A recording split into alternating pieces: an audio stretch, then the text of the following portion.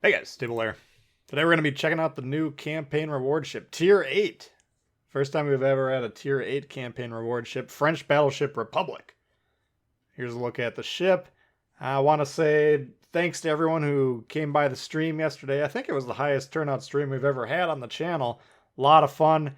Got to try out 10 of the Tech Tree ships, the Republic Graf Spee. You can go back and watch the replay, or we'll be doing new, videos on each of those ships coming up. So if you're new to the channel, consider subscribing. We've got a lot of new content coming your way here in the near future. Republic, though, first we're going to go over the stats quickly. I got some footage of some kind of interesting shots coming out of this thing. You guys can check it out in the background.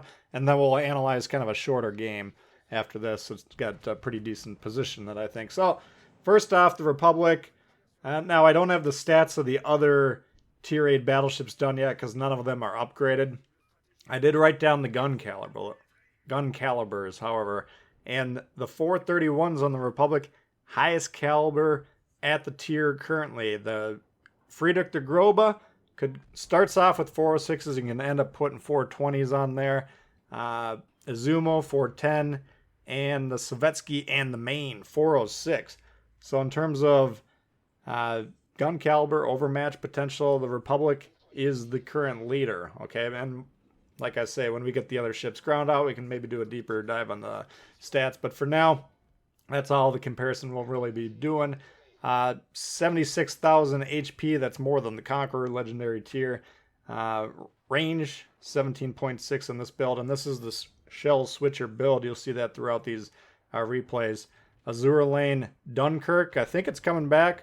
One of the strongest commanders, especially if you like to run the French battleships. The shell switcher basically, once your guns are loaded, you can reload your guns or change the shell type very quickly at 1 second once you get it upgraded. So this is the stats of the build.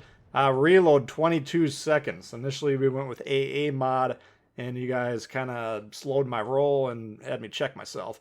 And we wanted to burn in 1.5 million credits. Times are tough. It was difficult to do, but we got the reload booster on there because Traverse is still pretty good. 33.6 seconds on this build. Reload down to 22 seconds. That's outrageous for a tier 8 battleship hammering away.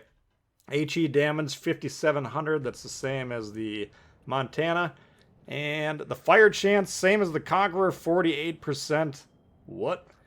AP damage 1330. Okay, so that's lower than all the current legendary tier battleships. And at the time of this making, we got Montana, Yamato, Conqueror, Grosser, Kurfürst, Grober, we call it. That's fine. Now, this is why the shell switcher perk shines, because when we get access to the broadsides, we can hammer them with the AP. And if we don't have access to it, we can fire the HE. If you're running Bob Jojo or Emily Guep, you're going to have to still be actively managing your shell selection, but you're going to have to do it with a little bit more foresight. So when you're coming up on your reload every time, you want to start thinking, who's the guy I'm engaging with? What is he likely to be doing 22 seconds from now?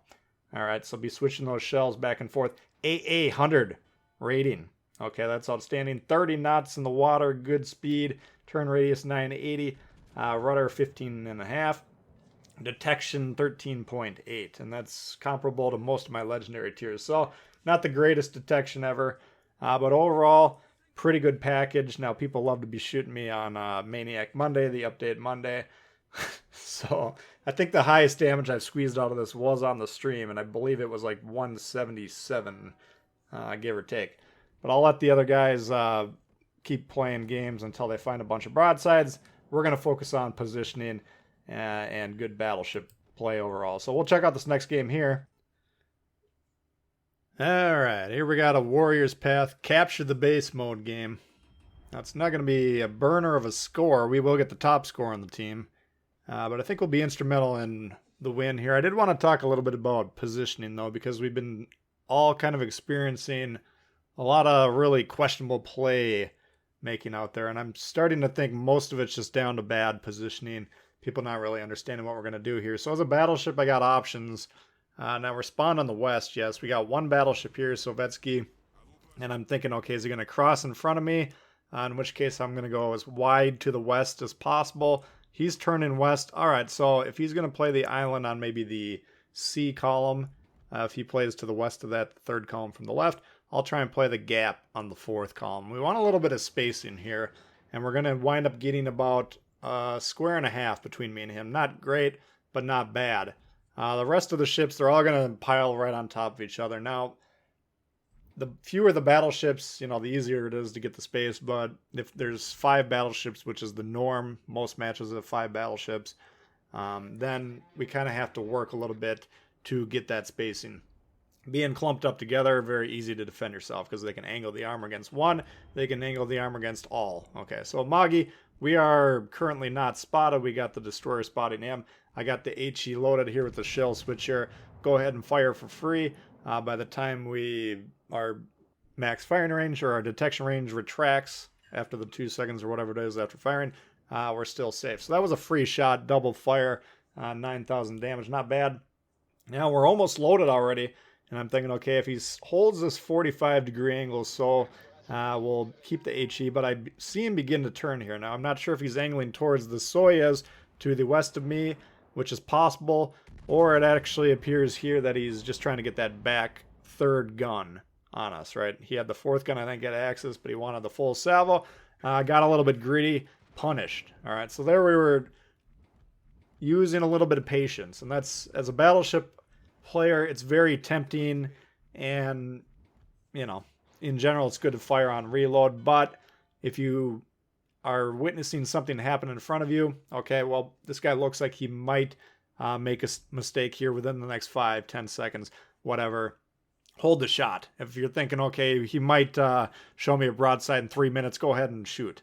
All right, we want to keep these guns hot as possible, but sometimes a little bit of discretion and holding back for a little bit helps. All right, so the guy torped there. I think he was trying to torp the destroyers, but he did have a salvo on the gap, so we needed to move forward, use that reload, or the speed boost rather, to make sure we crossed. Now Magi once again gets greedy, hoping to blow him up there. We got another 10k on him or whatever, so decent. But we're mostly angled at him. We're pointed more or less at him. There's an Amagi behind him. This is what we're talking about, clumping up. Even though they're not directly on top of each other, vis-a-vis us, they're on the same line, right? Those guys are basically stacked from a vertical perspective, and I can defend myself against both of them. All right, that guy's gone. He was the one exerting pressure on the side. The other Amagi kiting away, sailing away. What do we want to do with this guy? Do we want to pursue him? No. There's no strategic value to going down there, and if he's committed to sailing away, he's going to have the advantage, right? Number one, he's got double the health. Number two, his shots are going to be more accurate going shorter distances because we're going to be traveling towards him. Ours are going to be less accurate because we have to fire longer distances. And there's other stuff going on that matters more, by the way. We got a big battle brewing in the east, okay? And I want to influence that. Oh, and by the way, we got torpedoes coming over here. Now we got 2 destroyers versus 1. They should be salivating at the opportunity to wrangle this guy down. 2v1 destroyers, and oh, by the way, we got a Republic supporting. But they're sailing away, so I'm getting a little bit annoyed here. Not going to stop us. We're going to pursue them. Trying to get in the smoke here just to drop spot because we getting shot from the guy in the south, potentially from the east. And I also don't like the idea of this destroyer who's over here knows we're coming because we were spotted for a while. I don't want him to have a perfect opportunity to line up torps. Smoke on the water. What's that for? Okay, there's the torps. So he launched the torps and then he knew we were coming, so he immediately popped the smoke. Luckily, we were mostly angled towards those, anticipating what the destroyer was going to do. Come on, get up here. Uh-oh. Follow-up salvo, more or less on target. We do absorb 1, and I'm thinking, oh, crap, we're dead. And it's Maniac Monday. How are we going to get any good footage? So I'm pretty pissed off at this point in time. You guys, let's not run away from destroyers. Okay, he's low health. He's a Yugamo. I get it. But with the other guy, it would have been a pretty easy fight. The other guy is on the base, though, and that's a key moment in this game. Capture the base mode. That's like putting your opponent in check in chess. They're forced to react to that, and now we are in a good position to defend our base. We always want people to defend the base in capture the base mode, in addition to some of the team attacking the base. High explosive loaded up on the Yugamo here. Boom. There goes half. Secondary's piling on. We got the secondary booster chimes in with the Yugamo, and he gone! That's right, Dev Strike. We got enough damage in on him, and the Yugamo piled on there as well to help out. And we actually got a Dev Strike on that guy. And that's the nasty, possibilities that you're going to see here. So I think that shot was from the Amagi, I believe. I was a little confused at the time. But could have been a destroyer because I actually think their destroyer is going north. Well, I know he's going north. He's going to attack the base. So that's actually probably what it was. I don't think it was the Amagi.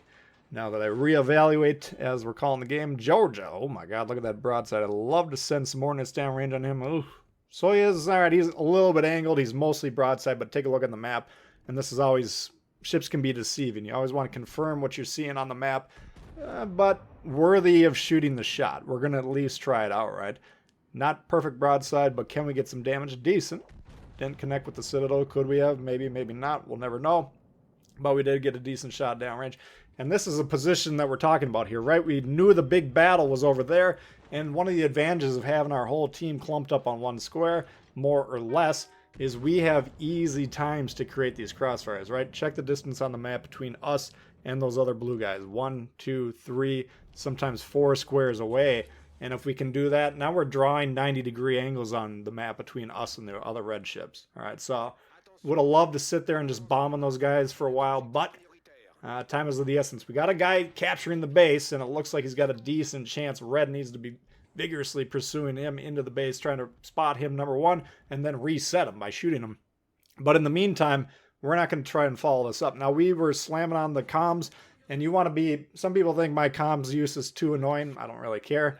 But when enemies are capturing the base, everybody needs to be slamming on the comms. Everybody on the team, ping the base, ping the base, ping the base, because most of your guys will not look at the map. They won't be aware of what's going on. Start to annoy them. Be like, what the hell's going on? Why are these guys squawking the comms? Oh, there's a guy in the base. Maybe they'll turn around. Yugamo does a great job here. Oh my God, Kaba Torps. They appear from out of thin air, these guys. Some of the hardest torps to dodge in the game. Kind of slow on the delivery, I believe, but the reaction time is nil. All right, so now we got the HE loaded. Oh, come on. Let's finish the guy off. Anyway, that's a look at the Republic for you guys. Hopefully you did enjoy it. If you did, please hit the thumbs up. New to the channel, consider subscribing. Lots of World of Warships coming for you all the time. Questions, comments, leave them below. Love to hear from you guys, and we'll see y'all later. Peace.